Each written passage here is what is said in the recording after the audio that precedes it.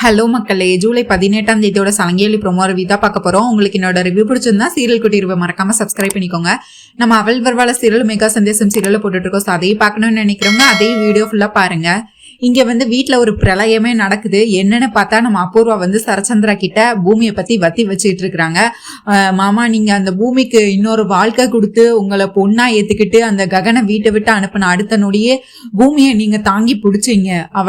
அவ எங்கேயும் போய் கஷ்டப்படக்கூடாதுன்னு நீங்க அவ நல்லதுக்காக எல்லாத்தையும் பார்த்து பண்ணிட்டு இருக்கீங்க. ஆனா அவ உங்களுக்கே இவ்வளவு பெரிய துரோகத்தை பண்ணிட்டு இருக்கா மாமா அப்படின்னு சொல்லி ககனே அந்த பூமியை வாழ்க்கையை விட்டு அனுப்பிட்டான். இன்னைக்கு காலையில ககன் நம்ம வீட்டுக்கு வந்திருக்கான் மாமா. அதுவும் இல்லாம அவன் டிவோர்ஸ் பேப்பர்ல சைன் கேட்டிருக்கான். ஆனா பூமி அவ உங்ககிட்ட என்ன சொன்னா, நான் ககன் மாமாவை ககனை மறந்துட்டேன், இனிமேல் என் வாழ்க்கையில ககனுக்கு இடம் கிடையாது அப்படின்னு தானே சொன்னான். அப்ப என்ன பண்ணிருக்கணும், அவ இன்னைக்கு அந்த டிவோர்ஸ் பேப்பர்ல கையெழுத்து போட்டு அவன் மூஞ்சியில விட்டுருந்துருக்கணும்ல. ஆனா அவ அப்படி பண்ணல மாமா. நீ என்ன கேட்டாலும் சரி, என்ன பண்ணாலும் சரி, உனக்கு என்னால டிவோர்ஸ் கொடுக்க முடியாது அப்படின்னு சொல்லி இன்னும் அந்த ககனை தான் மனசார விரும்பிக்கிட்டு இருக்கா. இன்னும் மனசுல அந்த ககனை கூட எப்படியாவது சேர்ந்துடணும்னு கனவு கண்டுகிட்டு இருக்கா. அதுவும் இல்லாம அவன் டிவோர்ஸ் பேப்பர்ல சைன் கேட்டதுக்கு பூமி அப்படியே கிழிச்சு அவன் மேலேயே தூக்கி எரிஞ்சிருக்கா மாமா. இப்பயாச்சும் புரிஞ்சுக்கோங்க, அந்த பூமி ஒண்ணு நீங்க நினைக்கிற மாதிரி நல்லவளே கிடையாது. அவ ரொம்பவே மோசமானவ. பாருங்க, இந்த வீட்லயே இருந்துட்டு இந்த வீட்டோட பரம எதிரியே அந்த ககன் தான் அப்படின்னு தெரிஞ்சு அவனை காதலிச்சு கல்யாணம் பண்ணிக்கிட்டா. சரி, எங்கேயோ போய் எப்படியோ வாழ்றான்னு நீங்களும் விட்டுட்டீங்க. ஆனா இப்போ அந்த ககனே அந்த பூமியை வீட்டை விட்டு அனுப்பிட்டான். இப்பயாச்சும் அவ திருந்தி வாழணும்ல மாமா. இந்த வாழ்க்கையை கொடுத்தது யாரு, நீங்க தானே. இப்ப கூட பாருங்க, நீங்க அவங்கள ஒரு பொண்ணா ஏத்துக்கிட்டு இந்த வீட்டுல அவளுக்கு எல்லா வசதியும் செஞ்சு கொடுத்து அவளை நல்லபடியா தான் பாத்துக்கிறீங்க. ஆனாலுமே அவளுக்கு அந்த ககன் கூட திரும்ப சேரணும்னு இது பண்ணிட்டு இருக்கா. திருப்பியும் அவங்க மூஞ்சில கரிய பூசணுங்கிறதுக்காக இதெல்லாம் பண்ணிக்கிட்டு இருக்கா. நீங்க என்னைய கூட நம்ப வேண்டாமாமா. இதெல்லாம் நடந்தது கண்ணால பார்த்தது மீரா தான். மீரா கிட்டே கேட்டு பாருங்கன்னு சொல்லி மீரா கிட்ட கோத்து விடுறாங்க.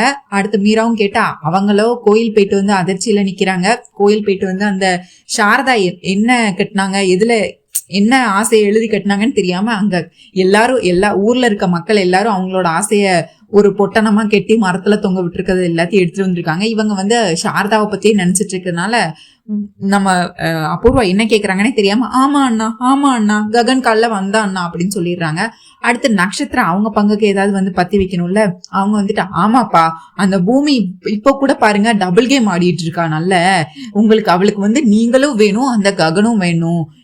அந்த ககனுக்கும் நம்ம குடும்பத்துக்கும் ஆகவே ஆகாதுன்னு தெரிஞ்சும் திரும்பியும் அவன் கூட சேர்ந்து வாழணும்னு பகல் கனவு கண்டுகிட்டு இருக்கா. இப்படி ஒருத்திக்கு தான் நீங்க உங்க தலையில தூக்கி வச்சு ஆடிட்டு இருக்கீங்களா. உங்க பொண்ணு பண்ண லட்சணத்தை பாத்தீங்களா. இப்பயாச்சும் தெரிஞ்சுக்கோங்க உங்க பூமி எப்படிப்பட்டவன் அப்படின்னு சொல்லி நல்ல ஆளுக்கு எல்லாத்தையும் ஏத்தி விட்டுடுறாங்க. கேபி இது எல்லாத்தையுமே பாத்துட்டு இருக்காரு. அவருக்கு அதுக்கு அடுத்து இதை எப்படிடா பண்றது, ஐயோ பூமி மாட்டுவாளேன்னு சொல்லி அவரும் பயந்துட்டே இருக்கிறாரு. அடுத்து பார்த்தா நம்ம பூமி அப்படின்னு சொல்லி சரச்சந்திரா கத்துறாரு. ஆனா நம்ம பூமி வீட்லயே இல்ல. உடனே சிவா சொல்றாரு, அக்கா வீட்டுல இல்ல, வெளியே போயிருக்காங்க அப்படின்னு சொல்லுவாரு. உடனே அபூர்வா அப்பயும் எங்க போனா என்ன மாமா, கடைசியா இந்த வீட்டுக்கு தானே வரணும், வந்தோடனே நீங்க கேளுங்க மாமா அப்படின்னு சொல்லிட்டு அழுதுகிட்டே சீனை போட்டுட்டு இருக்காங்க நம்ம அபூர்வா. உடனே சரச்சந்திரம் கோவமா மாடிக்கு போயிடுறாரு. நம்ம அபூர்வ வழக்கம் போல வில்லத்தனத்துல சிரிச்சுட்டு, எனக்கு உனக்கு வைக்கிறேன்டி செக்கு, இன்னையோட உனக்கு உங்க அப்பாவும் உன்னை வீட்டை விட்டு துரத்தி விட்டுருவாரு, அதுக்கடுத்து நடு ரோட்ல தாண்டி நிப்பேன்னு மனசுக்குள்ள சந்தோஷமா நின்றுட்டு இருக்கிறாங்க. இங்க அப்படியே பார்த்தா நம்ம பூமி எங்க இருக்கிறாங்க, இங்க போலீஸ் வேஷம் போட்டு சாரதா வீட்டுல அங்க போய் லூட்டி அடிச்சிட்டு இருந்தாங்கல்ல. சரின்னு நம்ம சாரதாவும் பூமி கட்டி பிடிச்சிட்டு இருக்கிறத ககன் பார்த்து ஐயோ பாத்துட்டாருன்னு சொல்லி நம்ம சாரதா பூமி பாரு ககன் பாக்குறான் அப்படின்னு சொன்னோன்னே ஐயோ மாமா பாத்துட்டாங்களா அப்படின்னு சொல்லி ஐயோ அத்தை அப்படி நம்ம ககன் பார்த்தா அப்படி கோவத்தோட கதவு கிட்ட நிக்கிறாரு. அப்படி கோவத்தோட வீட்டுக்குள்ள வராரு. இவங்க ரெண்டு பேரும் பார்த்தா நம்ம பூமி பயந்தடிச்சு நம்ம சாரதா பின்னாடி ஒளிஞ்சுக்கிட்டே நிக்கிறாங்க. ஆனாலும் நம்ம ககன் அப்படியே சும்மா விட்டு வரா. அவங்க புலம்பிட்டே இருக்கிறாங்க. நம்ம பூமி வாய்க்குள்ளே முணங்கிட்டு இருக்கிறாங்க. மாமா நான் வேணும்னு பண்ணல மாமா, ஜஸ்ட் நீங்க இன்னொரு கல்யாணம் பண்ண என்ன நடக்கும்ங்கிறதுக்காக தான் ட்ரையல் தான் காட்டினேன். இதுக்கு எனக்கு எந்த சம்மந்தமும் இல்லை மாமா, தயவு செஞ்சு மன்னிச்சிருங்கன்னு புலம்பிட்டே இருக்கிறாங்க. வாய்க்குள்ளே முணுமுணுத்துட்டு இருக்கிறாங்க, சத்தமா சொல்லல. ககனம் கிட்ட வராரு. நம்ம சாரதாக்கும் பயமா இருக்கு, பூமிக்கு அதுக்கு மேல பயமா இருக்கு. அவ்வளவுதான், இன்னைக்கு ககன் என்ன கொன்னே போட போறாரு அப்படின்னு சொல்லி பயந்துட்டு இருக்கிறாங்க. அப்புறம் அப்படியே கிட்ட வராரு. அதுக்கடுத்து சாரதா கையை பிடிக்கிறாரு. நம்ம பூமி என்ன நினைச்சிட்டாங்க, சாரதாவை தான் ஏதோ பண்ண போறாங்கன்னு நினைச்சிட்டாங்க. ஆனா நம்ம ககன் சாரதாவை எதுக்கு என்ன பண்ண போறாரு, பூமி பண்ண தப்புக்கு சாரதாவை அப்படியே போய் ஒரு ரூமுக்குள்ள போட்டு அடைச்சிடுறாரு. கீழே இருக்கிற ரூம்ல போட்டு கதவை லாக் பண்ணிடுறாரு. ஐயோ மாமா என்ன பண்ண போறீங்க? ஓ நீ போலீஸா? அப்படியா? நீங்க எந்த இயர்ல நீங்க போலீஸா? நீங்க பா உனக்கு நடிக்க மட்டும் தான் தெரியும்னு நினைச்சேன். ஃபேஷன் ட்ரெஸ் காம்படிஷன்லாம் நீ பண்ணுவியா அப்படின்னு சொல்லி கேட்டுட்டு இருக்காரு. ஐயோ மாமா எனக்கு சின்ன வயசுல இருந்தே அதெல்லாம் கொஞ்சம் இன்ட்ரெஸ்ட் இருக்கு. அதனாலதான் இப்போ நீங்க ஒரு வேளை வாழ்க்கையில இனிமேல் நீங்க இன்னொரு கல்யாணம் பண்ணணும்னு நினைச்சா அப்போ நான் போலீஸோட வந்து நிப்பேன்ல, அதுக்கு சின்ன ஒரு ட்ரையலா இருக்கட்டுமே, உங்களுக்கு சின்னதா ஏமாத்தலாம்னு நினைச்சுதான் இதெல்லாம் போட்டு வந்தேன். எப்படி மாமா இந்த போலீஸ் விஷயம் எனக்கு கரெக்டா இருக்கா, பொருத்தமா இருக்கா, நான் கரெக்டா இருக்கேனா, போலீஸ் மாதிரியே இருக்கேனான்னு சொல்லி நம்ம பூமி கேட்டுட்டு இருக்கிறாங்க. உடனே ககனுக்கோ உச்ச நிலைக்கு ஏறுது. உடனே நீ போலீஸா அப்படின்னு சொல்லி அடிக்க வராரு. ஒண்ணு அந்த லத்தியை தூக்கி முதல்ல ககன் மேல தூக்கி போடுறாங்க. ஏய் என்ன என்கிட்ட இருந்தே தப்பிச்சு ஓட பாக்குறியான்னு சொல்லி பூமி அடுத்து இது பண்றாரு. அடுத்து பார்த்தா துப்பாக்கி எடுத்து ஹேண்ட்ஸ் அப் அப்படின்றாரு. நம்ம ககனும் வந்து பயந்துட்டு ஹேண்ட்ஸ் அப் பண்றாரு, கையை தூக்கிடுறாரு. அப்புறம் பார்த்தா ஏய் நீயே ஒரு பொய்யான போலீஸ், அப்போ உன்கிட்டே ஒரு பொய்யான துப்பாக்கி தானே இருக்கும் அப்படின்னு சொல்லிட்டு ஐயோ மாமா கண்டுபிடிச்சிட்டீங்களான்னு சொல்லிட்டு அந்த துப்பாக்கியை தூக்கி ககன் மேல போட்டுட்டு திரும்ப வீட்டுக்குள்ளேயே வந்து ஹாலுக்குள்ள இங்கேயும் ஓடிட்டு இருக்கிறாங்க. அதுக்கடுத்து ஏய் இன்னைக்கு நீ எங்க போனாலும் நான் உனக்கு விட மாட்டேன்டி, என்கிட்டே வந்து என் வீட்டுல வந்து நாடகம் போட்டுட்டு இருக்கியா அப்படின்னு ககன் வந்து கோவத்தின் உச்சிக்கு போய் துரத்திக்கிட்டே இருக்கிறாங்க. இவங்களும் நம்ம ககன் கையில இருந்து ஒவ்வொரு இடமா தப்பிச்சு ஓடிட்டு இருக்கிறாங்க. கட்டில இது சோஃபால போய் விழுகுறாங்க, டீபாய்க்கு பின்னாடி ஒளியிறாங்க, அதுக்கடுத்து டைனிங் டேபிள சுத்தி விளையாடுறாங்க, ஹாலை சுத்தி விளையாடுறாங்க. இப்படி விளையாண்டுட்டே இருக்கிறாங்க. நம்ம வந்து உள்ள இருந்து பார்த்தா சாரதா ககன் ககன் பூமி எதுவும் பண்ணாதடா, பூமியை விட்டுறடா, அவ பாவம்டா அப்படின்னு சொல்லி அவங்க ஒரு பக்கம் வந்து பூமிக்காக கெஞ்சிட்டு இருக்கிறாங்க. அத்தை நம்ம ககன் வந்து பூமியை அடிக்கவே இல்லை, சும்மா துரத்திட்டு தான் இருக்கிறாங்க. இருந்தாலும் நம்ம பூமி ஓவர் ஆக்ஷன் பண்ணி ஐயோ மாமா அடிக்காதீங்க மாமா அப்படின்னு சொல்றாங்க. உடனே இதை கேட்டு நம்ம சாரதா வந்து பூமியை விடுடா, அவளை அடிக்காதடா அப்படின்னு சொல்லி உள்ள இருந்து சொல்றாங்க. ஐயோ அம்மா இவ சரியான நாடகக்காரி, அவ மேல என் சுண்டு வரல் கூட படல, நடிச்சிட்டு இருக்கா, நீங்க அவ சொல்றத நம்புறீங்களா அப்படின்னு சொல்லி நம்ம ககனம் விடுறதா இல்ல அங்க எங்கன்னு ஓடிட்டு அப்புறம் பார்த்தா நம்ம பூமி மாடிக்கே ஓடிடுறாங்க. மாடிக்கே ஓடி அங்க போய் பார்த்தா பெட்ரூம்ல போய் 2 பேரும் உருண்டு விழுந்துடுறாங்க. விழுந்து ரொமான்ஸ் மாதிரி வருது. ஆனா அடுத்த செகண்டே வேதாளம் முருங்கை மரம் ஏறின மாதிரி நம்ம ககனுக்கு வந்து அந்த அபூர்வம் சொன்ன அந்த வார்த்தைகள்லாம் ஞாபகம் வருது. உன் தங்கச்சி கல்யாணத்தை நிறுத்தி சிவாக்கும் பிந்துக்கும் கல்யாணம் பண்ணி வைக்கிறேன்னு சொன்னதே உன்னோட அருமை மனைவி பூமிதான் சொன்ன அந்த வார்த்தைகள் எல்லாம் ஞாபகம் வருது. இதை கேட்டோன்னே நம்ம ககனுக்கு அப்படியே வந்து எரிச்சலாய் டென்ஷனாகி எந்திரிச்சிடுறாரு. எந்திரிச்சதோட மட்டும் இல்லாம ஏய் உனக்கு என்னதான் பிரச்சனை, நீ வந்து என் வாழ்க்கையில இருக்கிற வரையும் எனக்கு சந்தோஷத்தை தரமாட்ட, இப்ப நீ என் வாழ்க்கையை விட்டு போனாலும் போக மாட்டேக்க, உனக்கு என்னதான் பிரச்சனை, என்னையும் நீ சந்தோஷமா வாழ விட மாட்டேக்க, என் தங்கச்சி வாழ்க்கையும் உன்னாலதான் இப்போ வந்து கேள்விக்குறியா நிக்குது, இன்னும் உனக்கு வேற என்ன செஞ்சா என் குடும்பம் இன்னும் எவ்வளவு அவமானத்தை சந்திச்சாதான் நீ வந்து திருந்துவ, நீ என் குடும்பத்தை விட்டு போவ அப்படின்னு சொல்லி நம்ம பூமியை பத்தி அப்படி இப்படின்னு கோவப்பட்டு கத்திட்டு இருக்கிறாரு நம்ம ககன். பூமியும் ஐயோ மாமா தயவு செஞ்சு நான் சொல்றத கேளுங்க அப்படின்னு சொல்ல வராங்க. என்ன நீ சொல்ல போற, என்ன உன்னால டிவோர்ஸும் கேட்டா அதையும் தர மாட்டேற, இங்க பாரு நான் எதுக்காக அந்த தாராவை கல்யாணம் பண்ண போறேன்னா என்னோட தங்கச்சி வாழ்க்கையை நான் சரி பண்ணணும், என் தங்கச்சி வாழ்க்கை சரி பண்ணணும்னா நான் அந்த தாராவை கல்யாணம் பண்ணணும், அதுக்காக நான் என்ன வேணாலும் பண்ணுவேன், பூரணிக்காக என் உயிரை வேணாலும் கொடுப்பேன், அதனால நான் இன்னொரு கல்யாணம் பண்றதை யாராலையும் தடுக்க முடியாது அப்படின்னு சொல்லிட்டு இருப்பாங்க. உடனே இப்ப என்ன நீ வந்து டிவோர்ஸ் தந்தாதான் இந்த கல்யாணம் நடக்கும்னு நினைக்கிறியா, உன்கிட்ட டிவோர்ஸ் வாங்காமலே என்னால கல்யாணம் பண்ண முடியும், இப்போ நீ என் வாழ்க்கையை விட்டு போகணும்னா என்னதான் பண்ணா நீ என் வாழ்க்கையை விட்டு போன்னு கேட்பாரு.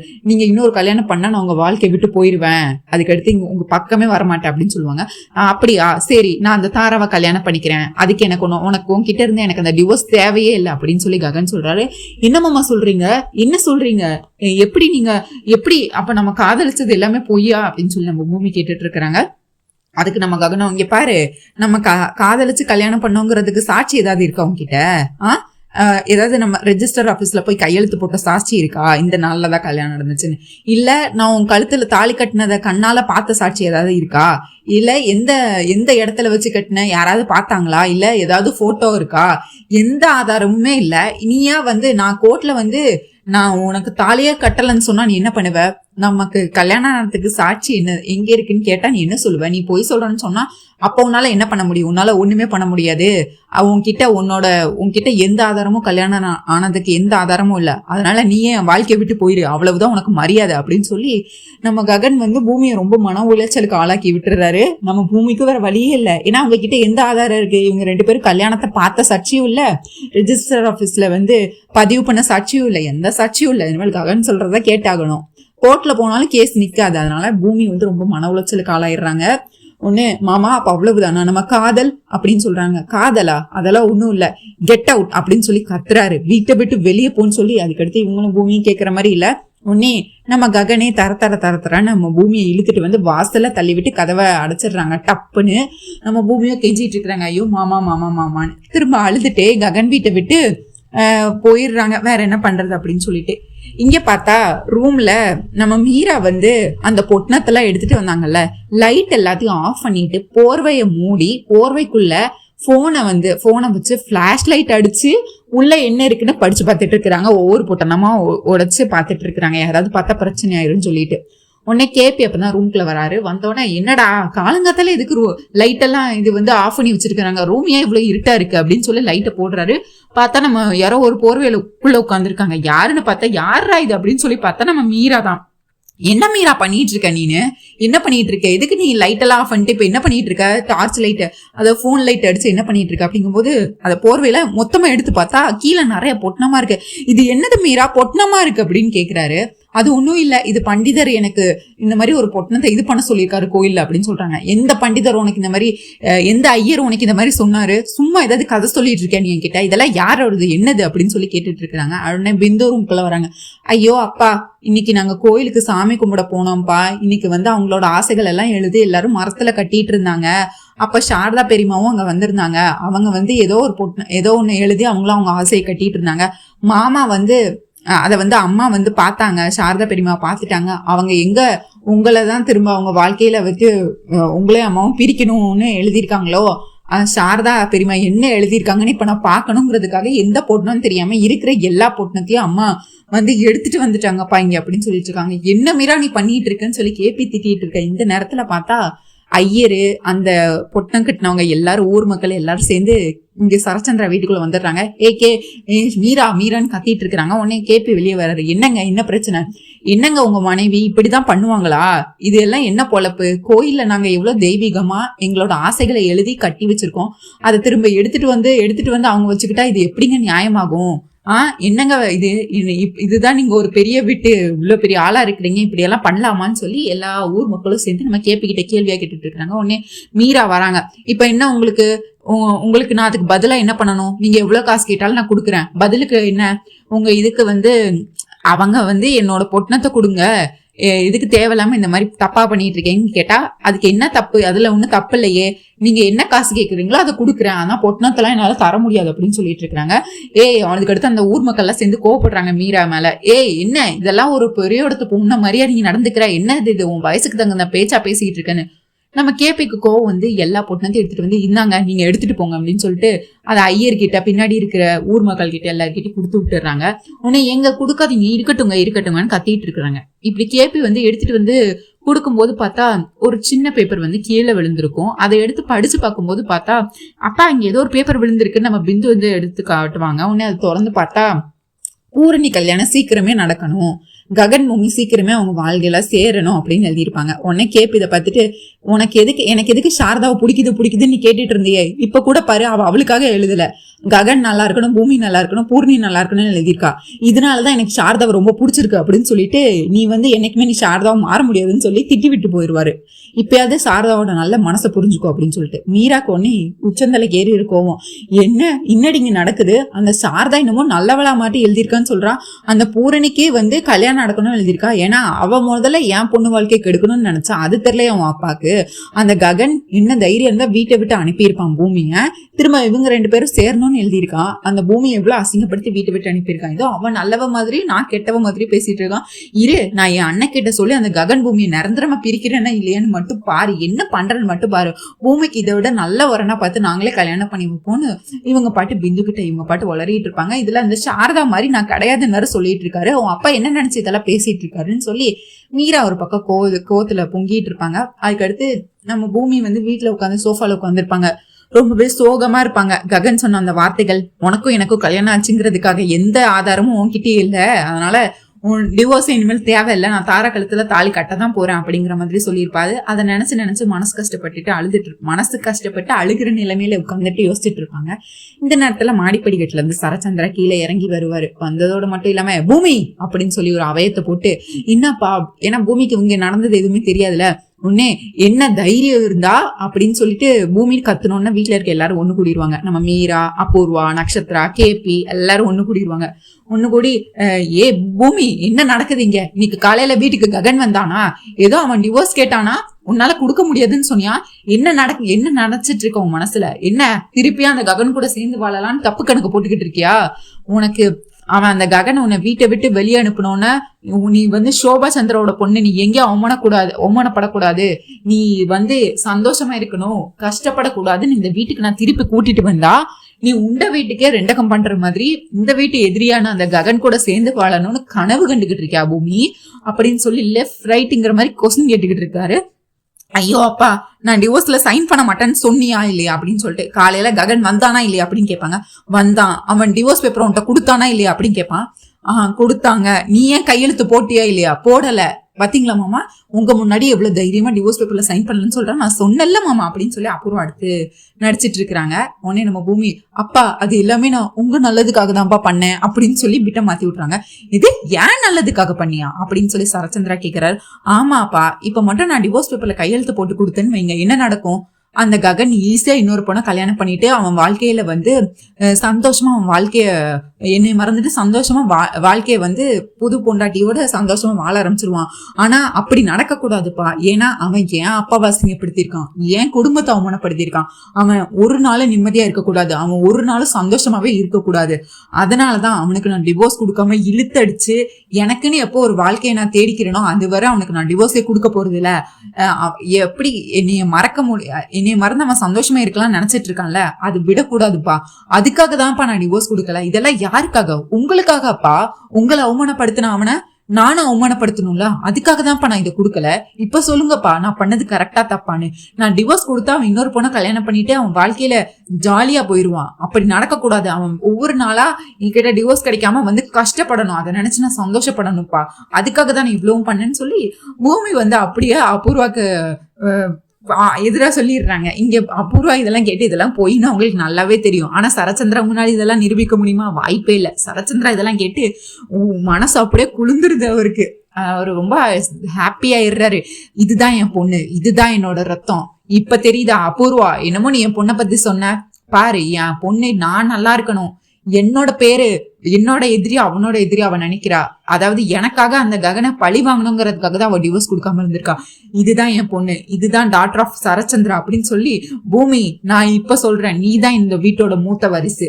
இந்த வீட்டுல உனக்குதான் எல்லா உரிமையும் இருக்கு. இனிமேல் இந்த வீட்டுல நீ சொல்றது மட்டும்தான் நடக்கும்.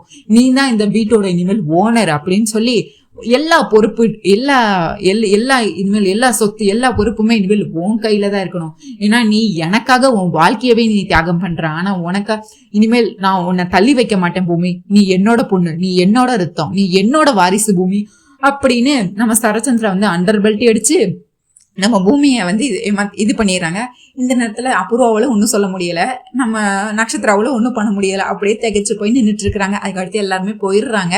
உடனே என்ன அபூர்வா, என்ன வழக்கம் போல உன் பிளானு ஃபிளாப் ஆயிட்டுன்னு கவலையா இருக்கா? சரி, ஆனா இது பொய்ன்னு உனக்கும் தெரியும் எனக்கும் தெரியும். ஆனா இத சரச்சந்திரா அப்ப முன்னாடி உன்னால நிரூபிக்க முடியாதுல்ல, அதுதான் எனக்கும் வேணும். சரி போய் வேலையை பாரு, இனிமேல் இந்த வீட்டெல்லாம் ஏன் கண்ட்ரோல்ல அப்படின்னு நம்ம பூமி கெத்தா சொல்லிட்டு போயிடுறாங்க. இங்க அப்படியே பார்த்தா நம்ம காலேஜ்ல பார்த்தா முதல்ல பூர்ணி காலேஜுக்கு வராங்க. அது அவங்களுக்கு எதிர்த்தாப்புலயே பார்த்தா பிந்துவும் சிவாவும் காலேஜுக்கு வந்துட்டு இருக்கிறாங்க. ரெண்டு பேரும் எதுக்கா வராங்க. அதுக்கடுத்து நம்ம பூர்ணி விலகி போயிடுறாங்க. எதுக்குடா தேவையில்லாம இவங்க கிட்ட சண்டையை வச்சுக்கிட்டு அப்படின்னு சொல்லிட்டு. ஆனா நம்ம சிவாக்கோ மனசு கேட்கல. தன்னோட வாழ்க்கை எப்படியோ நான் கல்யாணம் பண்ணிட்டேன் பிந்துவை, ஆனா தன்னோட அக்காவோட வாழ்க்கை இப்ப கேள்விக்குறியாயிட்டு, அதை நான் தான் முன்னாடி போய் சரி பண்ணணும், நான் பூர்ணி கிட்ட நடந்த உண்மைகளை சொல்லணும். அப்பதான் இது ககன் மாமாவும் பூமி அக்காவும் திரும்ப சேரணுங்கிறதுக்காக என்ன பண்றாரு, பூர்ணி கிட்ட பேச போறாரு. ஆனா பூர்ணி விலகி போயிடுறாங்க. உடனே கூட பிந்து இருக்காங்களா, உடனே பிந்து நீ கிளாஸ்க்கு போ, நான் ரெஸ்ட் ரூம் போயிட்டு வரேன்னு சொல்லி புழுகிடுறாரு. புழுகிட்டு பார்த்தா பூர்ணி போனாங்கல்ல, பின்னாடி போய் பூரி பூரி பூரி பூரி நில்லு அப்படின்னு சொல்லி கூப்பிட்டுட்டே இருக்காரு. ஏய் ஹூ ஆர் யூ, நீ யாரு, எனக்கு எதுக்கு என்ன கூப்பிட்டு இருக்க, உன் வேலையை பார்த்துட்டு போன்னு சொல்றாங்க. பூரி நான் உங்ககிட்ட ஒரு முக்கியமான விஷயம் சொல்லணும் பூரி, ப்ளீஸ் ஒரு நிமிஷம் நின்னு சொல்லி கூப்பிட்டுட்டே இருக்காரு.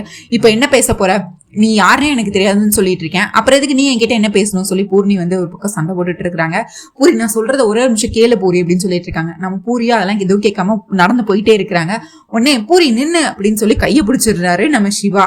உடனே நம்ம பூர்ணி திரும்பி பாக்குறாங்க. அங்க சுத்தி இருக்கிற எல்லாரும் செல்ல ஆன் பண்ணி வீடியோ எடுக்க ஆரம்பிச்சிடுறாங்க. உடனே ஏய் கையெடு, ஒரு பொண்ணுகிட்ட இப்படிதான் தனியா இது பண்ணி பேசணும், தனியா போனா இப்படிதான் வந்து கை பிடிச்சிருப்பியா, கையெடுடா அப்படின்னு சொல்லி இது பண்ணிட்டு இருக்காங்க. பூரி நான் சொல்றத கேளு பூரி. அப்பா சாமி, உன்னைய பத்தியும் தெரியும், உன் அக்காவை பத்தி நல்லாவே தெரியும், நல்லா நடிச்சு எங்க குடும்பத்தையே நடுத்தருக்க கொண்டு வந்து என்னோட மென்டல் பீஸ் எல்லாம் உன்னால போனது போதாதா, இப்ப என்ன அடுத்த நாடகம் போடுறதுக்கு ரெடி ஆயிட்டீங்களா, உன் நாடகத்தை பாக்குற சக்தி எல்லாம் எனக்கு இல்ல, தயவு செஞ்சு என் வாழ்க்கையை விட்டு நீ போயிட்டல, அப்படியே போயிரு, நான் நிம்மதியா இருக்கேன் அப்படின்னு சொல்லிட்டு இருப்பாங்க. பூரி நீ நினைக்கிற மாதிரி இல்ல பூரி, நான் உண்மையா சொல்ல வரேன், நான் சொல்றத கேளு பூரி அப்படின்பாங்க. எப்பா சாமி உன்கிட்ட பேச எதுவும் இல்லை, என்ன விட்டுரு அப்படின்னு சொல்லி கையெடுத்து கும்பிட்டு இருக்கிறாங்க. இந்த நேரத்துல பார்த்தா துருவோட என்ட்ரி. உடனே உள்ள வராரு. துரு வந்தோடனே பூரி இவனை உனக்கு தெரியுமா அப்படின்னு கேக்குறாரு. இல்ல எனக்கு தெரியாது அப்படின்னு சொல்றாங்க. என்னடா காலேஜ் படிக்கிற பொண்ணு கிட்ட இப்படிதான் வந்து தகராறு பண்ணிட்டு இருப்பியா அப்படின்னு சொல்லி நம்ம துரு வந்து நம்ம சிவாவை போட்டு அடின்னு அடிக்கிறாரு. அடிச்சு கீழே தள்ளி விடுறாரு.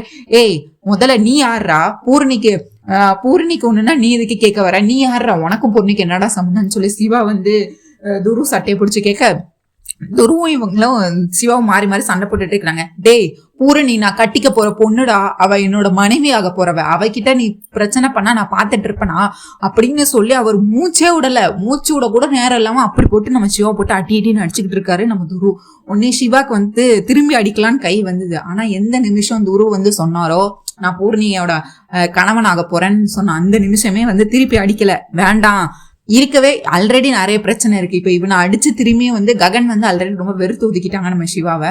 திருப்பி நம்ம இப்ப துருவ அடிச்சு தேவையில்லாம இன்னும் இவங்க வாழ்க்கையில பிரச்சனை ஏற்படுத்தக்கூடாது அப்படிங்கிறதுக்காக நம்ம சிவா வந்து அடி வாங்கிட்டு மட்டும் இருக்காரு. அங்க இருக்கிற சுத்தி இருக்கிற எல்லாரும் வீடியோ எடுத்துட்டு இருக்கிறாங்க.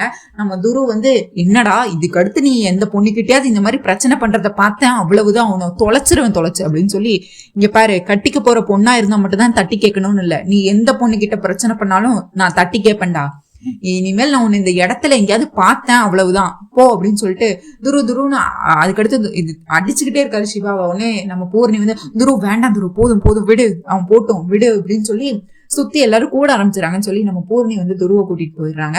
உடனே சுத்தி எல்லாரும் பாத்துட்டே இருக்கிறாங்க சிவா கீழே வந்து கிடக்குறத. உடனே பூர்ணி நம்ம பிந்து அங்க இருந்து தூரத்துல இருந்து வந்துட்டு இருக்காங்க. வந்து உடனே யாருடா இது அப்படின்னு சொல்லிட்டு சிவா, ஐயோ சிவாவா அப்படின்னு சொல்லி, சிவா உனக்கு என்னாச்சு, சிவா உனக்கு என்னாச்சு அப்படின்னு சொல்லி நம்ம பிந்து வந்து சிவாவை தாங்கி பிடிச்சிட்டு என்னாச்சு, அவளை அந்த பூர்ணி என்னதான் இதுக்கெல்லாம் காரணம், அவளை என்ன பண்றேன் பாரு அப்படின்னு சொல்லி அடிக்க போறாங்க. வேண்டாம் பூர்ணி, இந்த விஷயம் நமக்குள்ளே இருக்கட்டும், நம்ம வீட்டுல இருக்கிறவங்க கிட்டே இதை பத்தி எதுவும் சொல்லாத, இதை நீ இப்படியே விட்டுரு பூர்ணி, வேண்டாம் இதை இப்படியே மறந்துரு, யார்கிட்டயே சொல்லாத, ஆல்ரெடி வந்து நிறைய பிரச்சனை போயிட்டு இருக்கு ககன் மாமா பூமி அக்கா வாழ்க்கையில, இதுல இது வேற வேண்டாம், இது நீ யார்கிட்டயே சொல்லாதன்னு சொல்லி இந்த பிரச்சனை இதோட விடு அப்படின்னு சொல்லி விட்டுடுறாரு.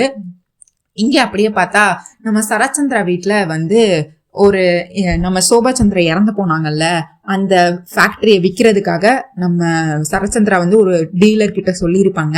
அவங்க வந்து டாக்குமெண்ட்ஸ் எல்லாம் ரெடியாச நாங்கள் நாளைக்கு காலைல வந்து மீட்டிங் வச்சுட்டு அதுக்கு அடுத்து பேசிக்கலாம் அப்படிங்கிற மாதிரி சொல்லுவாங்க.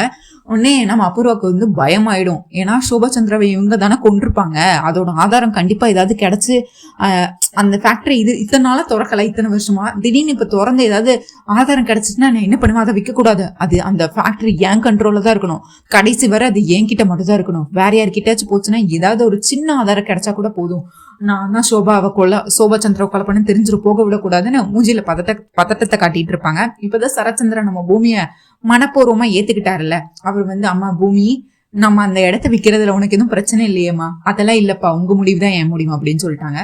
ஐயோ வேண்டாமாம்மா, அந்த இடத்த விற்க வேண்டாம், அது நம்ம சோபா சந்திரா அக்காவோட நினைவா இருக்குல்ல அப்படின்னு சொல்லிட்டு இருக்காங்க. ஆமா அது சோபா சந்திரா அம்மாவை கொன்ன இடம் அப்படின்னு சொல்றாங்க. உடனே என்னது கொன்ன இடமா அப்படின்னு சொல்லி சரச்சந்திரா வந்து சாக்காராரு. இல்லப்பா அது வந்து அம்மா அங்கதானே கடைசியா இறந்து போனாங்க, அது இருக்க வேண்டாம்ப்பா, அது ஒரு கெட்ட நினைவா இருக்கு, அதை நம்ம கொடுத்துடலாம்ப்பா அப்படின்னு சொல்றாங்க. இல்ல மாமா வேண்டாம் அப்படின்னு சொல்லி அபூர்வா தடுக்க வராங்க.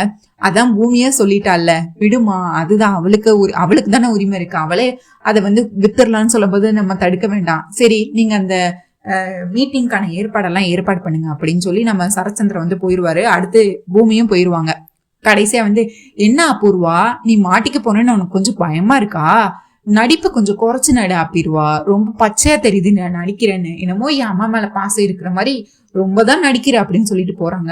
உடனே நட்சத்திரம் வந்து கேக்குறாங்க, என்ன மம்மி இவ்வளவு டென்ஷனா இருக்கீங்க அப்படின்னு கேட்கும்போது, இல்ல நட்சத்திரா, அந்த இடத்துலதான் நான் சுபச்சந்திராவை கொன்னேன், இப்ப ஏதாவது ஆதாரம் கிடைச்சமோன்னு எனக்கு ரொம்பவே பயமா இருக்கு நட்சத்திரா, அந்த இடம் எனக்கு மட்டும் தான் என் கையில தான் இருக்கணும், அந்த ஃபேக்டரி வேற யார் கைக்கும் மாற விட மாட்டேன் அப்படின்னு சொல்லிட்டு இருக்காரு. பூமி அதுக்கடுத்து பார்த்தா நம்ம இந்து வந்து ஹாஸ்பிட்டல்ல இருந்து கால் பண்றாங்க ககனுக்கு. ககன் வேலை பார்த்துட்டு இருக்காரு. அண்ணா நீ எங்க இருக்க சொல்லு இந்து, என்ன புது நம்பர்ல இருந்து கால் பண்ணிருக்க, என்னாச்சு அப்படிங்கும் போது, இல்லண்ணா நீ உடனே கிளம்பி நான் அனுப்புற ஹாஸ்பிட்டல் அட்ரஸ்க்கு வாண்ணா அப்படின்னு சொல்றாங்க. யாருக்கு என்னாச்சு இந்து, அதெல்லாம் நான் நேர்ல வந்து சொல்றேண்ணா, நீ வாண்ணா அப்படின்னு சொல்லி கட் பண்ணிடுறாங்க. உடனே நம்ம ககனும் பதறி அடிச்சுட்டு போறாரு. அங்க போய் பார்த்தா நம்ம பூமி நிக்கிறாங்க. அதுவும் இல்லாம கையில பெரிய சர்டிபிகேட்ஸ் மாதிரி என்னெல்லாமோ வச்சிருக்காங்க. உடனே ஏய் நீ எங்க? ஆமாம் நான் தான் இங்க வந்திருக்கேன். இந்துவை எங்கேயாவது பாத்தியா, இந்து எனக்கு கால் பண்ணியிருந்தா, அப்படியா அப்படின்னு சொல்ல பார்த்தா நம்ம பூமி தான் குரலை மாத்தி இந்து மாதிரி பேசி நம்ம ககனை வர வச்சிருப்பாங்க ஹாஸ்பிட்டலுக்கு. இன்னும் என்ன எதுக்கு நீ ஃப்ராட் வேலை பண்ணி இப்ப என்ன வர வச்ச, என் நேரத்தெல்லாம் வீணாக்கிட்டு இருக்க அப்படின்னு சொல்லும்போது, ஐயோ மாமா இந்த பாருங்க, என்னமோ நம்ம கல்யாணம் ஆனதுக்கு சாட்சின்னு கேட்டீங்களே, அதுக்கான சாட்சி எல்லாம் இதுல இருக்கு அப்படின்னு சொல்லுவாங்க. இது என்னது அப்படின்னு சொல்லும் போது, இது என்னது இதெல்லாம் நம்புற மாதிரியா இருக்கு, இது என்னது அப்படின்னு கேட்பாங்க. அது ஒண்ணும் இல்ல, நம்ம ரெண்டு பேத்துக்கும் கல்யாணம் ஆன சாட்சியா நான் இப்போ 3 மாசம் முழுகாம இருக்கேன் மாமா அப்படின்னு சொல்லிடுவாங்க நம்ம பூமி. அந்த எக்ஸ்ரே அதெல்லாம் எடுத்திருப்பாங்க, 3 மாசம் வந்து எப்படி வளர்ச்சி இருக்கு அப்படிங்கிற மாதிரி எடுத்திருப்பாங்க. அதெல்லாம் காட்டினோன்னா இது இல்ல இதுக்கு வாய்ப்பே இல்லை, 3 மாசமா வாய்ப்பே இல்லை, இது நான் போய் சொல்றீங்க, அடுத்த நாடகத்தை போடுறேன், புடிங்க மாமா, நீங்க ஸ்கேன் ரிப்போர்ட்ல பாருங்க மாமா அப்படின்னு சொல்லி கொடுப்பாங்க. அது ஏதோ அவரு என்னடா இது ஏதோ குட்டி குட்டியா ஏதோ இருக்கு அப்படின்னு சொல்லிட்டு அவர் பெரிய ஷாக்ல முடிச்சிருப்பாங்க. நீங்க என்ன நினைக்கிறீங்கன்னு சொல்லிட்டு கண்டிப்பா கமெண்ட்ஸ்ல சொல்லுங்க. பூமி உண்மையில பிரெக்னண்டா இருப்பாங்கன்னு நினைக்கிறீங்க, இல்ல ககன் அந்த கல்யாணத்தை நிறுத்துறதுக்காண்டிதான் இது பொய்யா ஒரு நாடகம் போட்டுட்டு இருக்கிறாங்க, ஒருவேளை அது நாடகமா மட்டும் இருந்துச்சுன்னா நம்ம ககன் இன்னுமே பூமியோட வெறுப்ப ரொம்ப சம்பாதிக்க ஆரம்பிச்சிருவாங்க. ககன் சுத்தமா வெறுத்த ஒதுக்கிடுவார் நம்ம பூமிய. அண்ட் நம்ம அவள் வருவாள சீரியல், சலங்கையாவளி சீரியல், மெகா சந்தேசம் சீரியல் போட்டுட்டு இருக்கோம். எல்லா சீரியலும் பாருங்க, லைக் பண்ணுங்க, ஷேர் பண்ணுங்க, மறக்காம ஹை பட்டனை தட்டி விடுங்க, மறக்காம நம்ம சேனல் சீரியல் குட்டிட்டு சப்ஸ்கிரைப் பண்ணிக்கோங்க மக்களே. நன்றி, நான் சந்திக்கிறேன். பாய், தேங்க்யூ.